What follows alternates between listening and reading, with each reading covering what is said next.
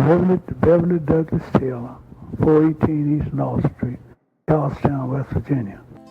I met Doug Taylor with his son, Jim Taylor, in the Charlestown Library's Perry Room back in 1990. I listened and tape recorded him, and after re-listening, I must have driven him crazy. I kept cutting him off while he was trying to hold on to a thread of memory to share. Doug Taylor still is a very special influence on all those who knew him because he lived in a world of oppression, figured out his own path through it, overcame it without benefit of much formal education, and left, as his personal testimony, several children who all went on to college and graduate school and became and still are enormously respected citizens in the county, two being Jim Taylor and Mary Taylor Dokes. One might say Doug Taylor worked hog slop and turned it into gold. The three things Doug said that I always remember are, number one, he said, if my children wanted an education, I asked each one, what do you want to do? They said, I want to get an education. And I said, if you want it, I'll walk through hell with you. Number two, he said, I had to do my own thinking. And I saw and found out you had to better yourself. Number three, the King James Bible and the Constitution are the only two documents worth dying for. This interview was recorded August 8, 1990 in the Perry Room. It's important to note that the grown children of Mr. Taylor have reviewed this text.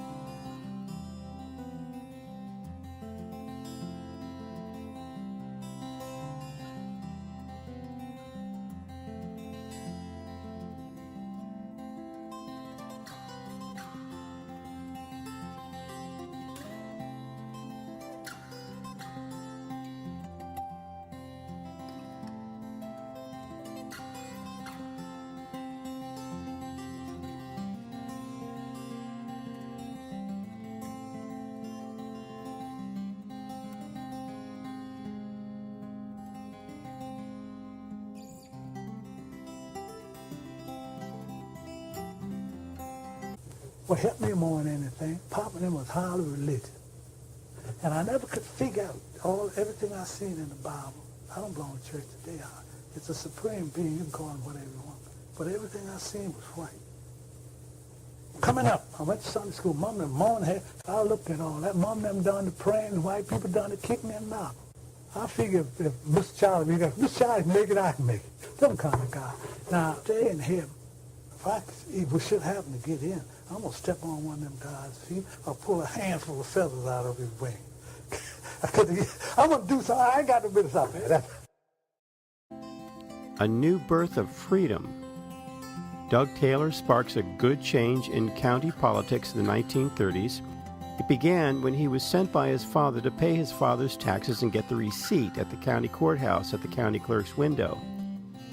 During the Depression in Jefferson County, it occurred that African Americans who neglected to pay taxes on their homes in time or failed to get written proof of an in-time payment would see their homes sometimes sold from under them at auction. I came in to pay Papa and them the taxes. We had nickels and dimes. Thing was tied as bark on a hickory tree at that day and time. And I come in to pay it. Well, us Negroes had to stand back and wait. I said, I'd like to take Papa some. You had to knew how to handle it. If you niggas wait the very last minute and come in here and try to tell us what to do, so I want you to understand that this is a white man's country. I said, I've been knowing it all my life. I said, I'd like to take Papa some. So when you pay yours, you get your father's receipt. I said, yes. So Papa, I went on out and told Papa. Papa wasn't saying he would have told Papa what happened.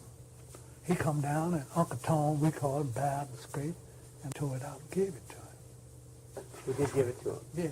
I went on that pool room then. Wasn't allowed to loaf on Main Street. I went pool and sitting in that pool room.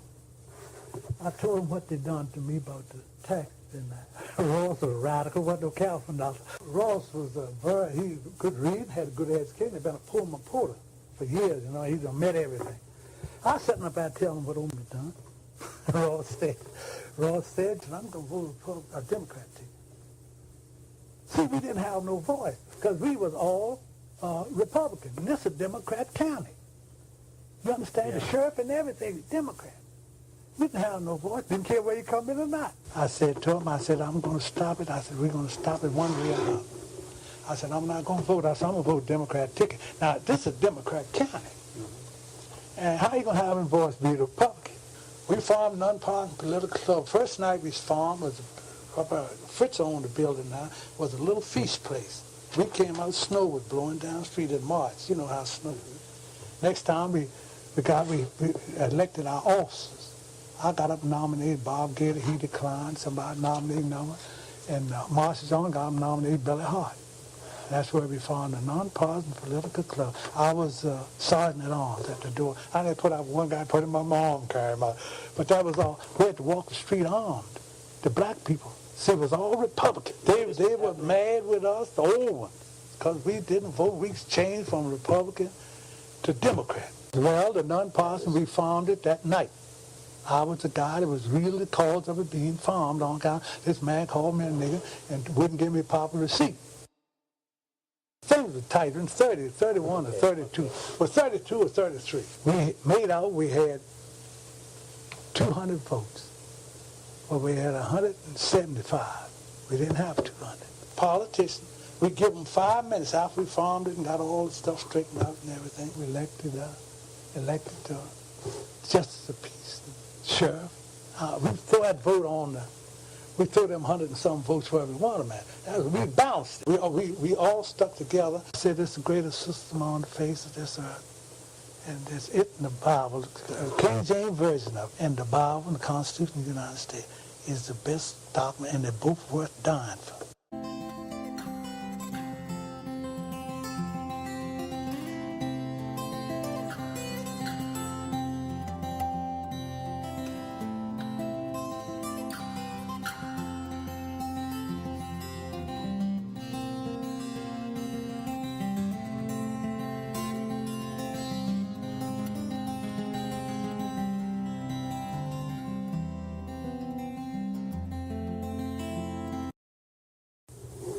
Were there ever any white people who had the courage to not do that sort of thing and to disagree? Well, he had to be very careful. We knew some would get off to themselves and would tell us so and so and so and so. But if he had it, he better not show it. See, he had all them pateros and Ku Klux and all that stuff coming behind. The politicians turned so much of the political power back to the southern white man. And he had beaten and he whipped me guy from the north, took it out on the black man. See, every time he look at us, he know he'd lost.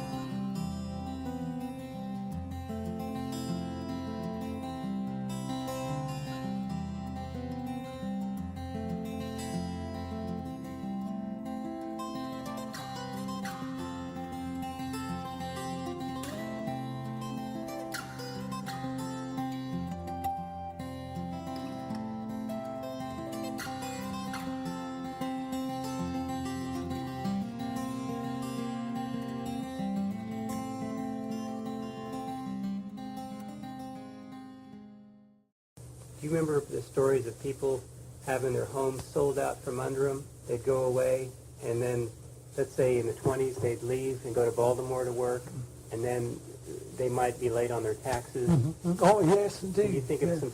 I could take you up to Franklin and show you.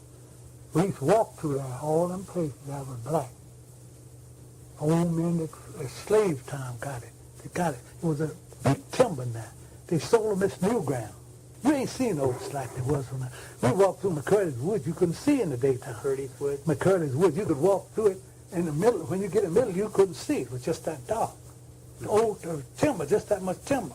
It was all cut out since World War I. Well, Franklintown was a Negro named after Franklin. Now it's all white. Way they done, the children go away and they would get the taxes to go back. Now, you can buy all the tax land. If you protested in court, you don't get that land easy as you think. If somebody go up and make a fight about it. You don't care how many years you have, if it's done right. Do you know other communities that were once black communities? Most of them are built, I told you, where it was a big bunch of timber. And they cut the big timber off. This is much. I've seen stumps, I told you, in Franklintown as big as this. Men gambled on them. Well, they sold them that land. I'm talking about after slavery. The black man when he's free, he had to have some. The little towns that they lived in, like Louisville, Cedar Hill, and all them places, it was on a clay hill, built up on a hill. Cedar Hill was nothing but cedar. Some other places, like Jamestown, was rock bricks. I'm talking about the little villages that those Negroes got at that day and time. They were land that nobody else didn't want.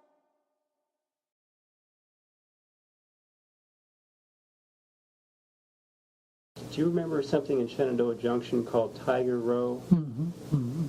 Was that sort of like this? Or? Yeah, it was a place where the colored sit. Where I lived, it's called Dogtown on the street. What was this at, Dad? What was Tiger Row?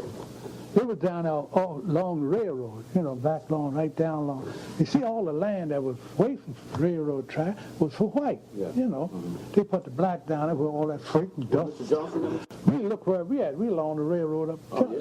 I'm just saying, the land that they let that Negro have, you understand? He had to take that or none. You understand? Now, they take, just say 5 acres and put maybe 40, 50 people on it. Miss Smith had a little restaurant.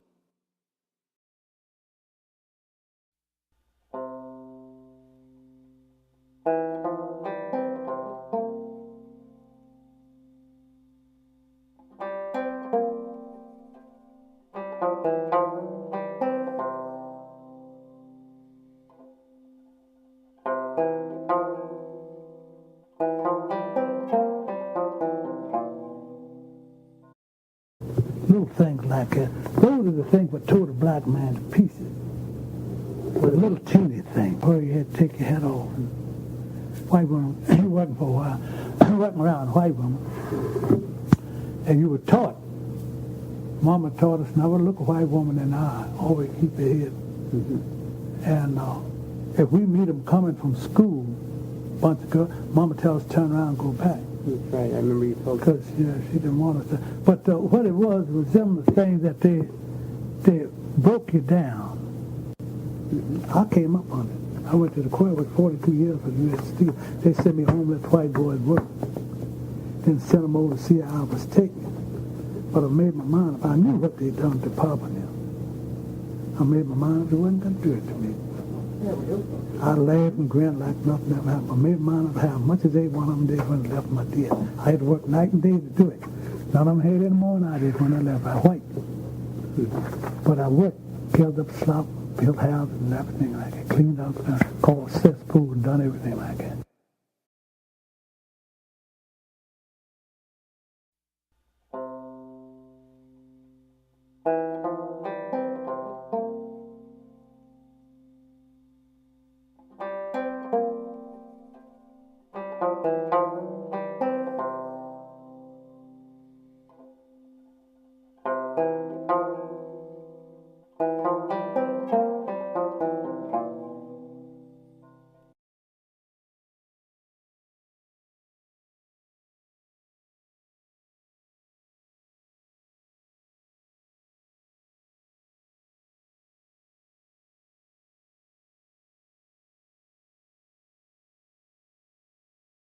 The people in them days and times, the older folks are so religious. You understand? And they depended on God for everything. What they were trying to do is to hold on to God so they could get away from here and get some peace. You understand? Grandma Rachel, they wanted to die. And the preacher preached them so that wherever they go, they're going to be better. And they were waiting on a better day. They couldn't see no future. They couldn't see it. I didn't see no hope when I came out. You understand? Wasn't no hope. You understand? I didn't have no hope. But I made my mind up to work.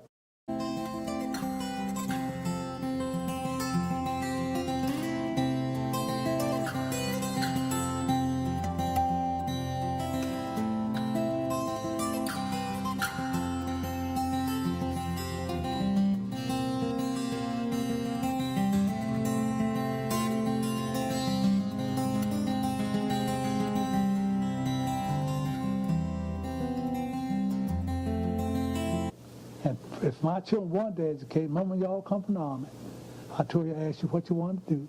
They said, I'm going to get an education. I said, if you want it, I'll walk through hell, which if you don't, I don't give a damn whether you get in or not. Didn't I tell you that? Without it, you're a roving savage and a slave. You can't. That was what they fought to keep this man from hell. Education. Yeah, so if you learn him how to read, he go on, find out who wrote it.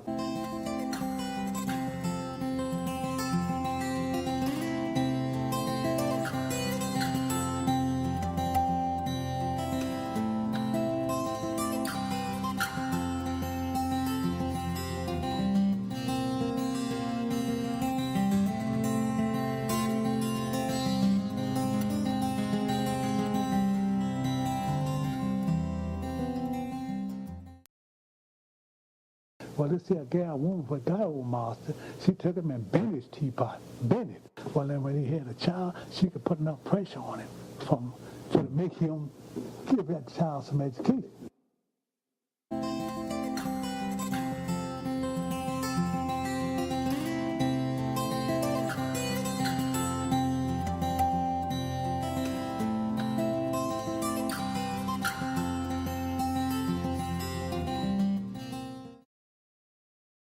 Well, I done my own thinking. I worked on Sunday, build on Sunday, gathered up slop on Sunday, played ball, fished, all that. But I found out that it was all what I had to put up here. I had to do my own thinking.